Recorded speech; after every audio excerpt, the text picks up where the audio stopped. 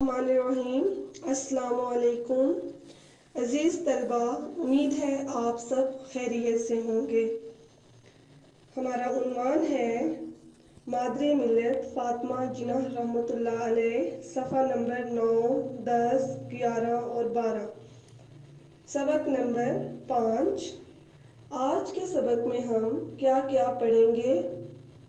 سبق کا تعارف، محترمہ فاطمہ جناح اور تحریک پاکستان، مادر ملت کے مفہوم سے آگاہی، تحریک پاکستان میں مادر ملت کا کردار، مسلم خواتین کی بیداری، سبق کی بلند خوانی، مشکل الفاظ، سوالات کے جوابات۔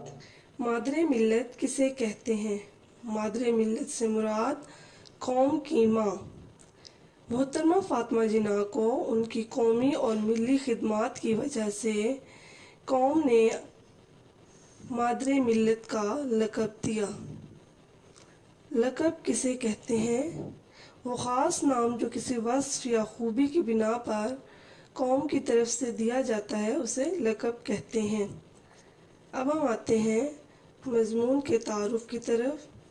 اس سبق کو پڑھنے کے بعد آپ کیا جانیں گے؟ محترمہ فاطمہ جناح کون تھیں؟ محترمہ فاطمہ جناح نے ابتدائی تعلیم کہاں سے حاصل کی؟ آپ کس پیشے سے منسلک تھیں؟ تحریک پاکستان میں قائد اعظم کا ساتھ آپ نے کس طرح دیا؟ محترمہ فاطمہ جناح اور تحریک پاکستان۔ محترمہ فاطمہ جناح بچپن ہی سے محنتی اور مستقل مزاج تھیں۔ آپ نڈر، بے باک، دیانتداری، حب الوطنی اور اصول پسندی جیسی صفات کی مالک تھیں۔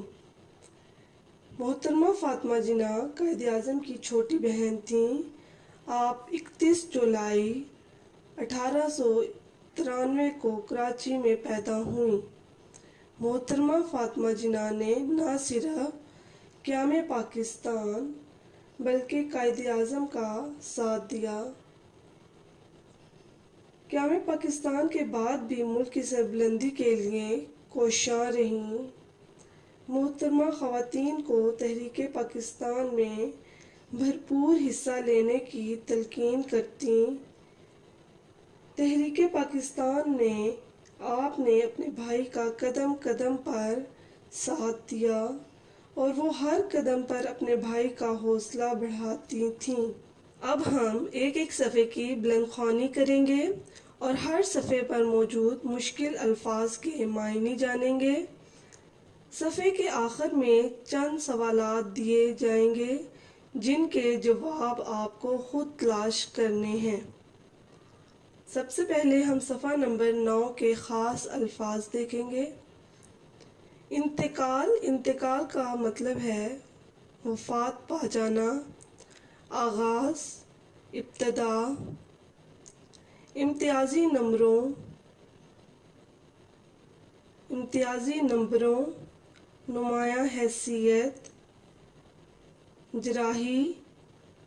جراح کا پیشہ، زخموں کا علاج، اہلیہ بیوی۔ صفحہ نمبر 9 کے اوپر آپ کو چند سوالات نظر آئیں گے جن کے جواب آپ نے خود تلاش کرنے ہیں۔ سوالات کچھ اس طرح ہیں۔ قائد اعظم سے آپ کا کیا رشتہ تھا؟ محترمہ فاطمہ جناح نے ابتدائی تعلیم کا آغاز کب کیا؟ آپ کس پیشے سے منسلک تھیں؟ قائد اعظم کی اہلیہ کا کیا نام تھا؟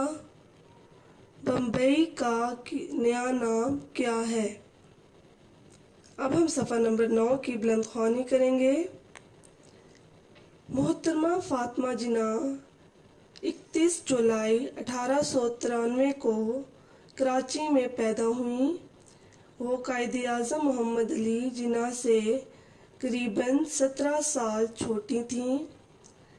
محترمہ فاطمہ جناح ابھی چھوٹی ہی تھیں کہ ان کی والدہ محترمہ کا انتقال ہو گیا۔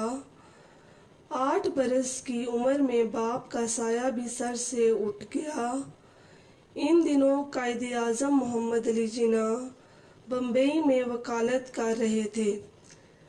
والدین کے انتقال کے بعد انہوں نے فاطمہ جناح کو بمبئی بلا لیا۔ محترمہ فاطمہ جناح کی تعلیم کا آغاز تو کراچی ہی میں ہو چکا تھا۔ بمبئی پہنچ کر وہ کانوینٹ اسکول میں داخل ہو گئیں۔ 1910 میں محترمہ فاطمہ جناح نے میٹرک کے امتحان میں امتیازی نمبروں سے کامیابی حاصل کی۔ میٹرک کرنے کے بعد انہوں نے سینئر کیمبرج اور پھر 1922 میں ڈینٹل سرجن کا امتحان بھی اعلیٰ نمبروں سے پاس کر لیا۔ ڈینٹل سرجن بننے کے بعد انہوں نے بمبئی میں اپنا کلینک کھول لیا۔ بمبئی کا نیا نام ممبئی ہے۔ انسانیت کی خدمت اور سماجی کاموں کا جذبہ زمانہ طالب علمی ہی سے ان میں موجود تھا، لہٰذا وہ دانتوں کی جراحی کے میدان میں انسانیت کی خدمت میں مصروف ہو گئیں۔ 1929 میں جب قائد اعظم کی اہلیہ رتی جناح کا انتقال ہوا تو محترمہ فاطمہ جناح نے اپنے ڈاکٹری کے پیشے کو خیر باد کہہ دیا۔ اب ہم صفحہ نمبر 10 کے خاص الفاظ دیکھیں گے۔ معاون ہوتا ہے مددگار، مشیر، مشورہ دینے والا، معتمد، قابل بھروسہ، اقتصادی، مالی یا معاشی، ترغیب، رغبت دلانا، شوق، خواہش، نگرانی، دیکھ بھال۔ صفحہ نمبر 10 کے اوپر آپ کو چند سوالات دکھائی دے رہے ہیں۔ سوالات کچھ اس طرح ہیں: آپ قائد اعظم کے ساتھ لندن کیوں گئیں؟ آپ نے اپنی ساری زندگی کس کے لیے وقف کر دی؟ آل انڈیا مسلم لیگ میں کن خواتین نے شمولیت اختیار کی؟ کوئٹہ کے مقام پر آپ نے خواتین سے کیا خطاب کیا؟ پیارے طلبہ، اب ہم صفحہ نمبر 10 کی بلند خوانی کریں گے۔ اور قائد اعظم کے پاس آ گئیں۔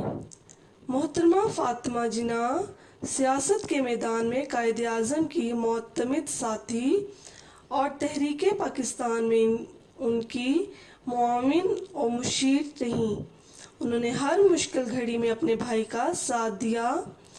قائد اعظم رحمۃ اللہ علیہ جب گول میز کانفرنس میں شرکت کے لیے لندن گئے تو محترمہ فاطمہ جناح بھی ان کے ساتھ تھیں۔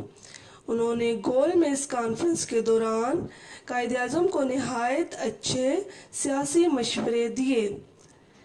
محترمہ فاطمہ جناح اعلیٰ تعلیم یافتہ، نہایت دور اندیش اور بہت جرأت مند خاتون تھیں۔ انہوں نے مسلم خواتین کو بیدار کرنے اور انہیں ایک سیاسی پلیٹ فارم پر متحد کرنے میں نہایت اہم کردار ادا کیا۔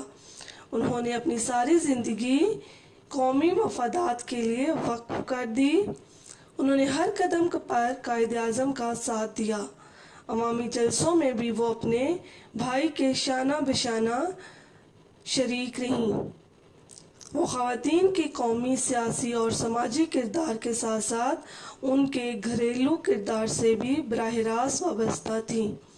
انہوں نے مسلم خواتین کی سیاسی اور فکری رہنمائی کے ساتھ ساتھ خواتین کے عام گھریلو مسائل میں بھی ان کی رہنمائی اور حوصلہ افزائی کی۔ محترمہ فاطمہ جناح نے خواتین کو تحریک پاکستان میں رہنمائی فراہم کی اور انہیں عملی سیاست کے میدان میں لانے کے لیے بھی بنیادی کردار ادا کیا۔ بیگم محمد علی، بیگم ہارون، بیگم سلمہ تصدق حسین، بیگم بشیر احمد، بیگم شائستہ اکرام اللہ اور رانا لیاقت علی خان، ان کے ساتھ محترمہ فاطمہ جناح بھی آل انڈیا مسلم لیگ کی خواتین کمیٹی کی ممبر تھیں۔ انہیں خواتین کے حلقے میں بے پناہ مقبولیت اور عزت حاصل رہی۔ وہ خواتین کو عملی سیاست میں آنے کے لیے آمادہ کرتیں اور انہیں قومی میدان میں ہر قسم کی قربانی دینے کی ترغیب دیتی تھیں۔ قائد اعظم نے تحریک پاکستان کے دوران میں خواتین کے حوالے سے تمام امور کی نگرانی کا فریضہ मोहतरमा फातिमा जिन्ना को सौंप रखा था। कोयटा के मकाम पर ख़वातीन से खिताब करते हुए मोहतरमा फातिमा जिन्ना ने फरमाया, अब तक हम मुसलमान ख़वातीन ने अपनी कौम की कोई ख़ास मदद नहीं की। हालांकि अगर हम लोग भी चाहते तो बहुत कुछ काम का हिस्सा बटा सकते थे। इस वक्त हमारी ज़रूरतें 4 हैं, यानी इक्तिसादी, माशरती, तालीमी और सियासी। इक्तिसादी, माली या मुआशी; माशरती, माशरे में रहने वाले लोगों के फलाह बहबूद के लिए एक दूसरे से राब्ता रखना; तालीमी, तालीम की ज़रूरत; और सियासी और सियासत से मुताल्लिक।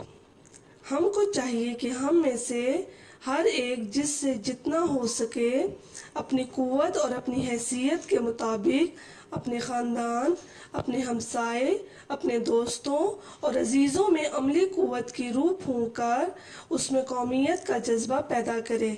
इस तरह हम अपनी कौम की कुछ मदद कर सकते हैं। सबसे पहले हम सफ़ा नंबर 11 के ख़ास अल्फाज देखते हैं। ख़ास अल्फाज के मायने जान लेते हैं।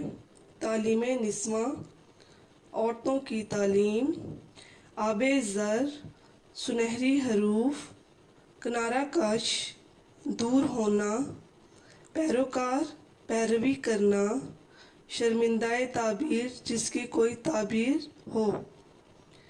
सफ़ा नंबर 11 के ऊपर आपको चंद सवालात दिखाई दे रहे हैं जिनके जवाब आपने खुद तलाश करने हैं। मोहतरमा फातिमा जिन्ना ने किस प्लेटफॉर्म से तालीमी खिदमात का सिलसिला जारी किया? फातिमा जिन्ना की कौन सी खिदमात आबे ज़र से लिखने के लायक हैं? आपको कौम ने क्या लक़ब दिया? मोहतरमा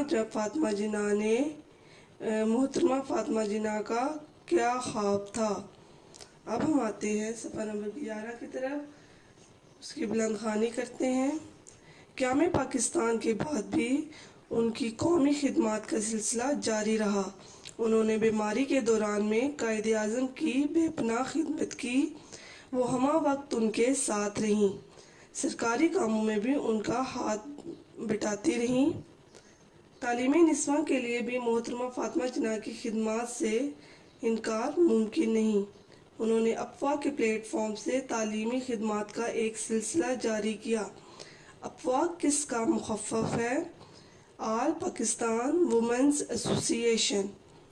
वो अफ़वाह की सरपरस्त रहीं और हर सतह पर उन्होंने अपनी बेमिसाल और कायदाना सलाहियतों का लोहा मनवाया। अफ़वाह के अलावा वो कई और तंजीमों की भी सरपरस्त थीं। उनकी ये सरपरस्ती बराए नाम नहीं थी, बल्कि हर तंजीम के दायरा कार में रहते हुए उन्होंने एक कारकुन की हैसियत से अपने मनसबी फ़राइज़ को पूरा करने के लिए काम किया। क़याम पाकिस्तान के फ़ौरन बाद पैदा होने वाले मसाइल के हल में वो अमलन शरीक कार रहीं।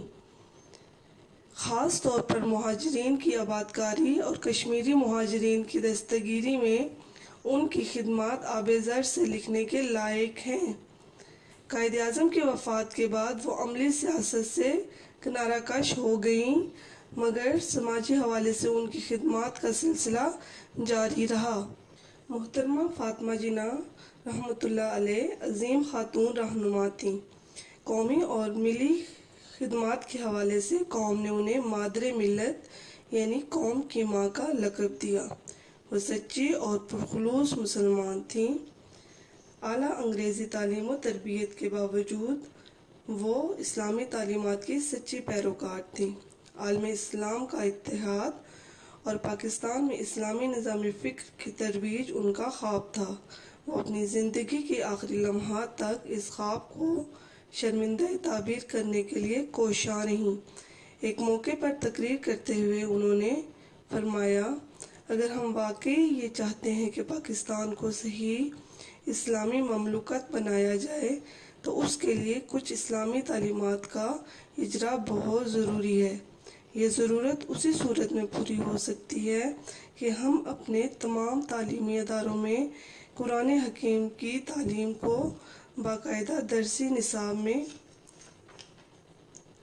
شامل کر لیں تاکہ بچے اس کتاب علم و حکمت کے معنی و مطالب سے آگاہی حاصل کر سکیں اور قرآنی تعلیمات پر عمل پیرا ہو سکے۔ میری دلی تمنا ہے کہ تمام سکولوں میں قرآن حکیم کی تدریس کا فوراً بندوبست ہو جائے۔ صفحہ نمبر 12 پر آپ کو سوالات دکھائی دے رہے ہوں گے۔ سوالات کچھ اس طرح ہیں: محترمہ فاطمہ جناح نے کب وفات پائی؟ آپ کو کہاں دفن کیا گیا؟ اس سبق سے آپ نے کیا سیکھا؟ محترمہ فاطمہ جناح نے 9 جولائی 1967 کو وفات پائی۔ انہیں قائد اعظم محمد علی جناح کے مزار کے احاطے میں سپرد خاک کیا گیا۔ پیارے طلبہ، اب ہمارے سبق کا اختتام ہوا۔ اس سبق سے ہمیں کیا حاصل ہوا؟ اس سبق میں ہمیں محترمہ فاطمہ جناح کی ابتدائی زندگی کے متعلق پتہ لگا اور ہمیں یہ پتہ لگا کہ محترمہ فاطمہ جناح نے تحریک پاکستان میں قائد اعظم کا کس طرح ساتھ دیا۔ انہوں نے قدم قدم پر اپنے بھائی کا ساتھ دیا۔ انہوں نے کبھی بھی اپنے بھائی کو تنہا نہیں چھوڑا۔ محترمہ فاطمہ جناح نے تحریک پاکستان میں خواتین کو مسلم لیگ کے پلیٹ فارم پر اکٹھا کرنے کے لیے نہایت اہم کردار ادا کیا۔ انہوں نے خواتین کو ان کی اہمیت کا احساس دلایا۔ پیارے طلبہ، کیا ہمیں پاکستان کے بعد بھی محترمہ فاطمہ جناح کی خدمات کا سلسلہ کم نہ ہوا؟ کیا ہمیں پاکستان کے بعد بھی وہ پاکستان کے لیے کوشاں رہیں؟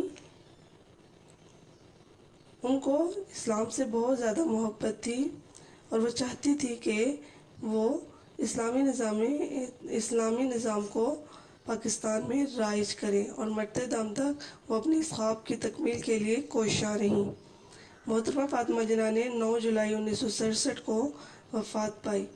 انہیں قائد اعظم کے مزار کے احاطے میں سپرد خاک کیا گیا۔ پیارے طلبہ، امید ہے آپ سب سمجھ گئے ہوں گے۔ اگر آپ کو پھر بھی کوئی دقت درپیش ہو، آپ دوبارہ پوچھ سکتے ہیں۔ گھر کا کام ہے، آپ نے محترمہ فاطمہ جناح کی بلند خوانی کرنی ہے، مشکل الفاظ کے معنی اور سوالات کے جوابات آپ نے اپنی کاپیوں پر حل کرنے ہیں۔ شکریہ۔ خدا آپ کا حامی و ناصر ہو۔ اللہ حافظ۔